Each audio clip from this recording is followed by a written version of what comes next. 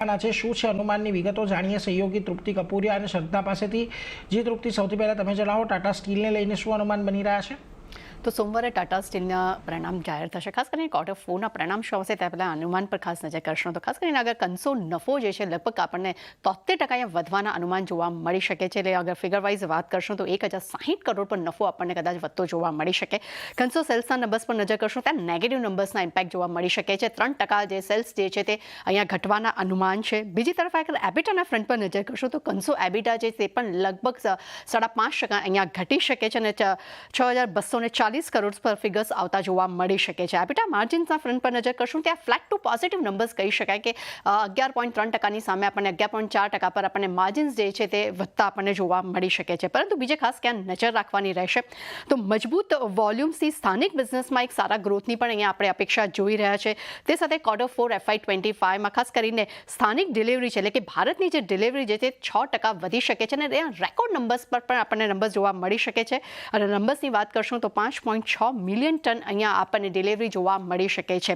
તે સાથે જ સ્થાનિક બિઝનેસ એબિટા પ્રતિ ટનની વાત કરશું તો 9 થી 13% વચ્ચે રહેવાના અનુમાન છે QOQ ધોરણે. તે સાથે જ ઓછા ખર્ચથી એબિટા પ્રતિ ટન વધવાની અહીંયા આપણને એક અપેક્ષા જોવા મળી શકે છે. તે સાથે એ પણ જણાવી દઉં કે તેમના UK સબસિડરી છે ત્યાં Q4 FY25માં એબિટા જે તે ખોટ યથાવત રહેવાના પણ અનુમાન અહીંયા જોવા મળી શકે છે. અને ખાસ કરીને નેધરલેન્ડ અગર બિઝનેસની વાત કરશું તે બ્રેક ઇવન અહીંયા એબિટાસના નંબર્સ આપણને જોવા મળી શકે છે. અને ખાસ કરીને QOQ ધોરણે સ્ટીલ પ્રાઇસ વધવાથી રિયલાઇઝેશનમાં પણ સુધારો જોવા મળી શકે છે. બીજે ખાસ ક્યાં નજર રાખવાની રહેશે તો યુરોપ બિઝનેસની જે કમેન્ટ્રી શું આવે છે તેના પર ખાસ નજર રાખવાની રહેશે. અને ખાસ કરીને ASP પર મેનેજમેન્ટ ગાઈડન્સ શું આવશે તેના પર પણ ફોકસ રાખવાનું રહેશે. એટલે ઓવરઓલ એમ કહી શકાય કે ટાટા સ્ટીલના પરિણામ જે છે તે સારા આવવાના અનુમાન અત્યારે આપણે જોઈ શકીએ છીએ.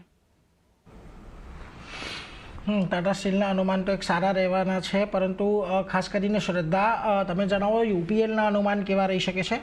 જી, અનુમાન પર નજર કરીએ તો રેવન્યુમાં લગભગ 5%ની અપસાઇડ શક્ય છે.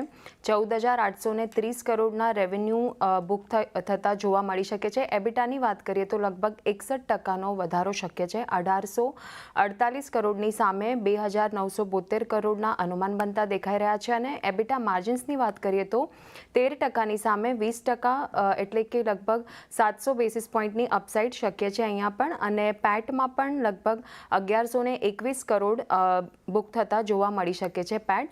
હવે કયા ફેક્ટર્સ પર નજર રાખવાની રહેશે તો લેટેમ એટલે કે લેટિન અમેરિકા અને યુએસથી આવનારા વોલ્યુમ ગ્રોથના કારણે મજબૂત ટોપલાઇન ગ્રોથ એટલે કે રેવન્યુ અને માર્જિન્સની અપેક્ષા બનતી દેખાઈ રહી છે. તેમજ ઓછા રિટર્ન્સ, રિબેટ્સ અને ડી સ્ટોકિંગથી લિમિટેડ ઇમ્પેક્ટ આવતી જોવા મળશે.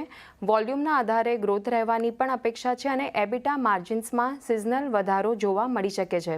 આ પોઝિટિવ બાબતો વીક પ્રાઇઝીસ અને સતત ચાઇનીઝમાંથી જે ડમ્પિંગ થતું જોવા મળે છે તેને આંશિક રીતે તેની ઇફેક્ટને સરભર કરી શકે છે.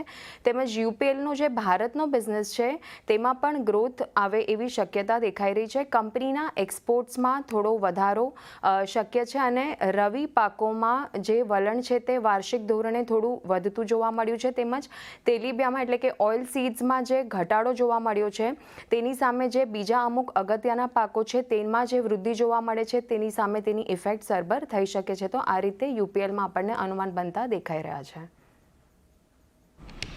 જી, યુપીમાં જુઓ ખાસ કરીને UPLને લઈને એક આ અનુમાનો છે. આભાર તૃપ્તિ અને શ્રદ્ધા બંનેનો અમારી સાથે જોડાયા અને બંને કંપનીઓના અનુમાનો વિશે આ ચર્ચા કરી. એના માટે તો એના પર એક ખાસ ધ્યાન રાખજો. ટાટા સ્ટીલ આજના દિવસે આપણને ઘટીને કામકાજ કરતો દેખાઈ રહ્યો છે.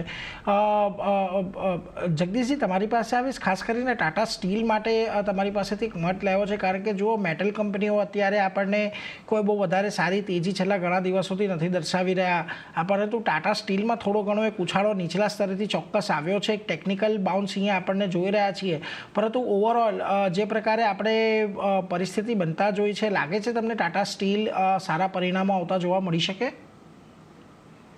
છેલ્લા તમે જુઓ નીરજ કે 3 મહિનામાં લગભગ આ શેર 3 થી 4% જેટલો વધ્યો છે અને છેલ્લા એકાદ મહિનામાં લગભગ 12 થી 13%નો વધારો આ પર્ટિક્યુલર શેરમાં આપણે જોયો છે. કારણો ઘણા બધા છે. અત્યારે જે રીતે તમે વિસ્તૃત વર્ણન કર્યું એ પ્રમાણે બધા આમ બીજું એક સૌથી મોટું જે જોખમ અત્યારે મને એ છે કે જે જાતની તારીફ ટ્રમ્પ સાહેબે નાખી છે બધા દેશો ઉપર, અને એનાથી જે તમારે ત્યાં એક્સપોર્ટ કરવા માટે ખાસ કરીને મેટલની ઉપર એ બહુ થોડું એક ડિફિકલ્ટ થઈ ચૂક્યું છે. ભારત જોડે જો કે BTA ની સાથે ચર્ચા કરવાની અત્યારે લગભગ એવું કહેવાય છે કે અંતિમ સ્ટેજની અંતિમ તબક્કામાં ચાલી રહ્યું છે. આપણને ખબર નથી કારણ કે ગઈકાલે પણ એક જાહેરાત થઈ હતી કે એક બહુ મોટા દેશ સાથે આ વાટાઘાટો થઈ છે અને BTA બાયોલેટરલ ટ્રેડ એગ્રીમેન્ટ સહી થયો છે. પણ આપણે જોયું કે UK માટે માત્ર એક ઘોષણા થઈ હતી. હજી એને પેપર પર મૂકવાનું, એના પર કન્ડિશન લખવાની, એના પર સહી કરવાની એ બધું હજી બાકી છે. આ બહુ એક લોંગ ડાઉન પ્રોસેસ છે.